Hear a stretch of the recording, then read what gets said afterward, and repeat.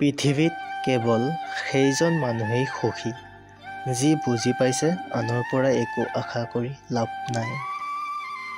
সকলো মানুহৰে আগত নিজৰ দোষ প্ৰকাশ নকৰিবা, কাৰণ তৰফ সকলোৰে ঘৰত নাথাকিলেও নিমখ কিন্তু সকলোৰে ঘৰত আছে।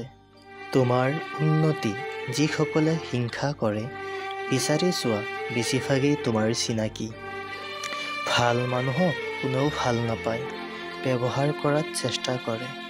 তিনিটা বস্তুৱে মানুহক সকলো সময়ত কষ্ট দিয়ে। ১ নম্বৰ প্ৰতাৰণা, ২ নম্বৰ দৰিদ্ৰতা, ৩ নম্বৰ স্মৃতি। যেতিয়া দুখ সহিব পৰা অভ্যাসত পৰিণত হৈ যায় তেতিয়া চকু পানী ওলোৱাও বন্ধ হৈ যায়। পুৰণি হ'লে যদি কমি যায় তেন্তে সেয়া ভাল পোৱা নহয়, সেয়া ভাল লগাহে। ভাল পোৱাবোৰ কমি নাযায়, বৰঞ্চ বাঢ়িহে যায়। স্বাৰ্থপৰ আৰু মিছলীয়া মানুহৰ লগত কেতিয়াও বন্ধুত্ব নকৰিবা।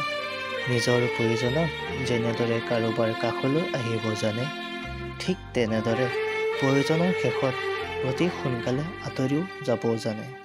এতিয়া আৰু একো নিবিচাৰোঁ, কাৰণ যি বিচাৰিছিলোঁ সেয়া সকলোতকৈ আগতে হেৰুৱালে। শৰীৰ স্পৰ্শ কৰা অধিকাৰ মানে ভাল পোৱা নহয়, কাৰোবাৰ হৃদয় চুব পৰাটো হ'ল ভাল পোৱা। কাৰোবাক জোৰ কৰি আপোন কৰাতকৈ অকলশৰীয়াকৈ থকাই বহুত ভাল। অভিমান তেওঁকহে কৰা যায় যাক খুব বেছি ভাল পোৱা যায়, সন্দেহ তেওঁকহে কৰা যায় যাক হেৰুৱাৰ ভয় থাকে। মানুহে মোক কৈছিল সময় সলনি হৈ যায়, আকৌ সময়ে মোক ক'লে মানুহ এদিন সলনি হৈ যায়। সকলো কান্দোনৰ নাম কেৱল আৱেগ নহয়, কিছুমান কান্দোনৰ নাম সঁচা ভাল পোৱা হয়।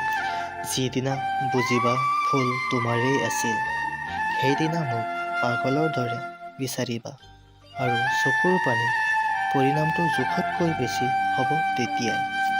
সকলো মানুহে কেৱল সুখ বিচাৰে, দুখ কাকো নালাগে।